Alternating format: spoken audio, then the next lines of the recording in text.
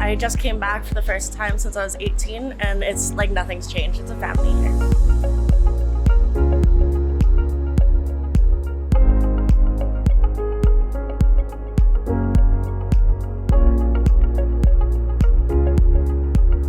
We sent 125 pizzas down to Coots to feed the truckers because we believe what they stand in, right? Or stand for. We went to, when the trucker convoy came through Airdrie, we went up to the highway and we gave all the supporters our free pizza on us, right? Because, we want to make a change, we want to make a difference.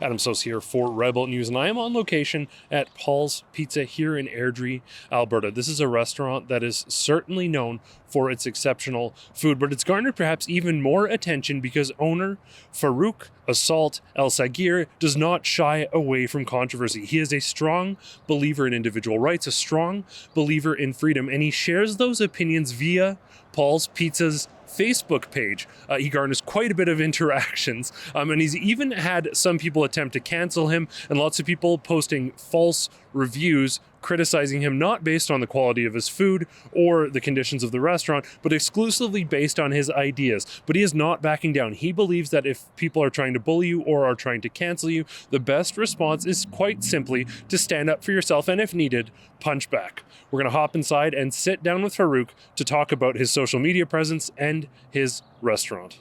So I'm here with Farouk Assault El Sagir, the co-owner of Paul's Pizza here in Airdrie. You've garnered quite a bit of attention on social media, probably quite a bit of business as well, because you have some strong takes and some strong opinions on matters relating to freedom. I don't know your story, and I'm sure people out there who follow Paul's Pizza and love your food, maybe love your political takes, would love to know a little bit about you. So what's your background? Why are you so passionate about freedom? What's your story? Basically we bought Paul's about 7 years ago. It was a establishment in Airdrie since 1995. It's owned by my mother, my brother, me. Since we opened up, we've expanded to Calgary. We have a location in northeast off Barlow, location off Shaughnessy.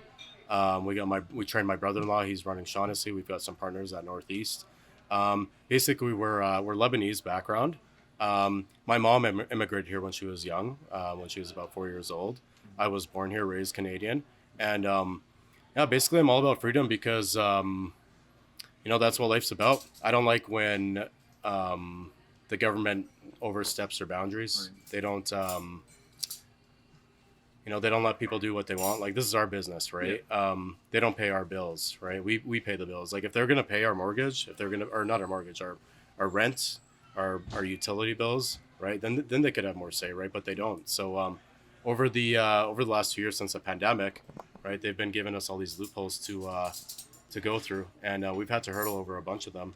We're still here, right? But a lot of other businesses haven't been able to succeed in that, right? And a lot of them are closing up shop now. It's incredibly interesting to see. It is in Calgary. We saw small businesses like Jesse Johnson of Without Papers Pizza, another pizza place. We saw Dustin Sutley of Sweat Science Boxing. Both of those pizza places and that gym in very trendy areas of downtown Calgary have effectively been shut down or gone under as a result of these restrictions. And it's so interesting to see that it is often these, it's like working class, blue collar, small business owners, pizza places are the ones saying, no, enough is enough. We need to stand up for our rights and our freedoms. One of the things that I wanted to talk about, and some of your posts are absolutely killer. They get a lot of traction on social media. I wanted to read one here because lots of people might sort of brand you as intolerant or bigoted or like. I know they've implied that I wouldn't be surprised if you've been called a white nationalist despite not being white. I've been called KKK before. So, yeah. And it's absolutely shocking. I just wanted to read this post from you, and then if you could comment on it. Sure. You said, "I don't care what political ideologies, religious beliefs, or sexual preferences anyone has. If you want to vote NDP, go for it. If you want to worship Satan, then more power to you. If you want to be gay, be gay. Just don't judge me or my business based on our ideologies or what we do with our money is all. If you want to leave a bad review based on our food and service, then go for it. Just don't be an asshat." We might have to beep that. "And try to throw our business under the bus because our opinions are different." What I find interesting is you actually don't discriminate against anyone, and all you're asking for is that people don't discriminate against you for ideologies. Is that right? Exactly. Yeah, that's exactly what it means. Basically, everybody has a different train of thought, right? Everybody has a different belief. Everybody has different political beliefs, religious beliefs, sexual orientation, whatever it may be, right? We're all humans at the end of the day. We're all the same kind of people, right? We're not going to share the same beliefs, right? I'm not going to share the same belief as my neighbor, as the owner down the road, and people shouldn't be judged for that, right? We're just all here trying to make a living. Going back to the cancel culture kind of thing is what I've learned is when you deal with a bully. Silence isn't the solution. Yeah. When you're silent, they're gonna keep coming, and these are basically modern day bullies, right? They're bullies behind a keyboard, right? They're not gonna say it to your face. These kind of people, right? So I found out many years ago that the best way to fight them off is to punch them back in the face. Yeah. So if you call them out and you say something to them, right? They're gonna cower. They're gonna delete their posts, and the other people that think like them out there, when they read this stuff, they're gonna second guess themselves and be like, oh, maybe I shouldn't say something like that, or maybe I should change my train of thought, right? I mean, very likely for those type of people, but that's what I think. Well, and I think the other thing that I find sort of fascinating, to the extent that they're outraged, is you very much say, listen, this is kind of the values we espouse. If you don't want to come in, you've jokingly said you can go to Domino's, you can go to Pizza Hut. You don't have to come in here. The one post that really blew my mind that you shared was someone saying, I can't get enough of this pizza. It's delicious. I want it so much, but I don't agree with him feeding the truckers, I think, so I'm never going back there again. How often do you see that? Quite honestly, a lot lately. Like I said, I don't care. If you want to leave a bad review, go for it. It shouldn't be about, our ideologies or what we have to say. We're just working class people. We have like the thing that bothers me the most out of everything. I don't let it try to bother me because I'm so used to it.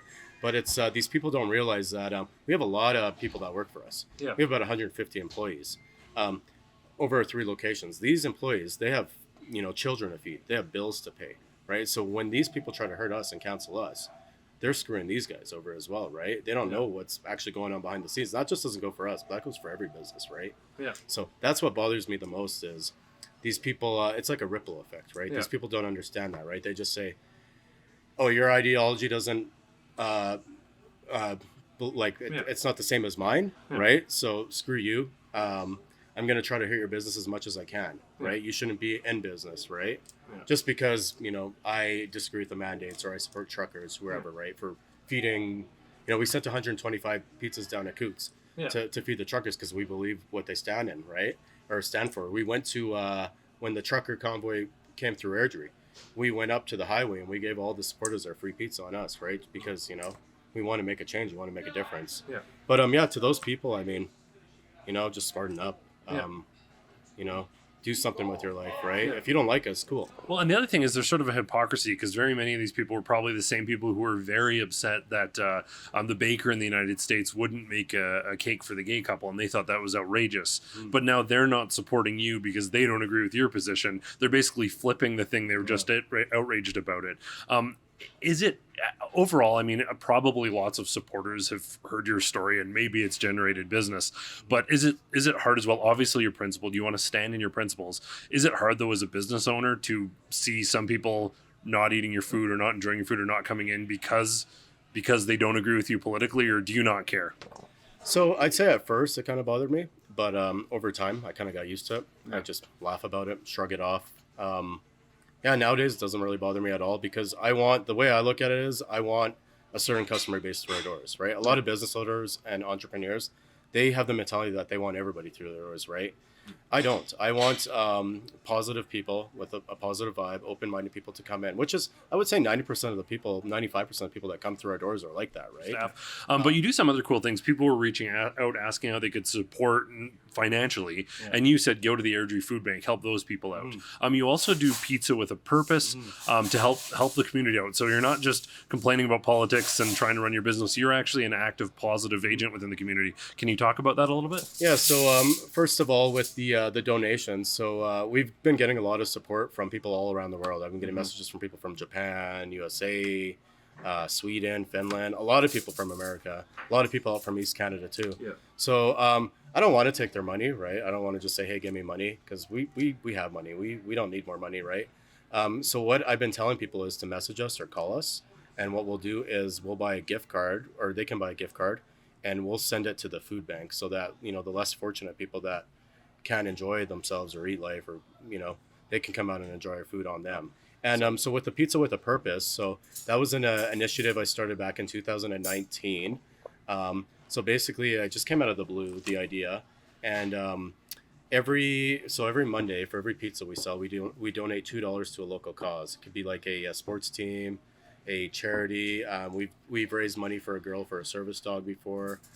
Just basically anything that's local. And every week I do something new. So we help 52 causes a year. That way I can help more people. I believe in it's better that everybody gets a smaller piece of the pie than less people get a bigger piece of the pie. You know what I mean? So awesome. Well, Farouk, thanks so much for sitting down with me, chatting about this. We look forward to following your posts in an ongoing fashion. And folks, come on down on a Monday, grab a pizza, and you can help with a Pizza with a Purpose. So I'm here with Tanisha, staff here at Paul's Pizza. What's it like working here? Super fun. I love the customers and all the staff around me. I just came back for the first time since I was 18, and it's like nothing's changed. It's a family here. Yeah. Feels like a family, feels together, and very much I get the impression that your boss has your back. Farouk takes care of you guys, loves his employees. Like you said, it's very much a family. Oh yes, ever since I've worked here since I was 13, and it's never changed. They've always been like that. They've always make fun of you, but always have your back. That's awesome. That's what counts. Thanks so much. Really appreciate it.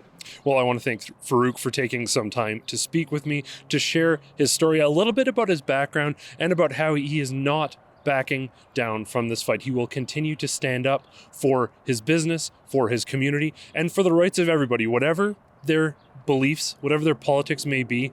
They are welcome here, certainly, and they should have a right to express themselves, as he certainly does through his social media presence. I want to thank Farouk so much for welcoming us into his restaurant, and I want to thank you all so much for tuning in. For Rebel News, I'm Adam Soos. As Farouk said, thousands of small businesses have suffered as a consequence of COVID-19 restrictions and of vaccine mandates. That's why we started FightVaccinePassports.com. It's our legal challenge through the Democracy Fund against these categorically un-Canadian vaccine mandates that have harmed small businesses and have divided us as a society. If you want to make a tax-eligible donation to those legal efforts to fight vaccine passports, you can do so at FightVaccinePassports.com.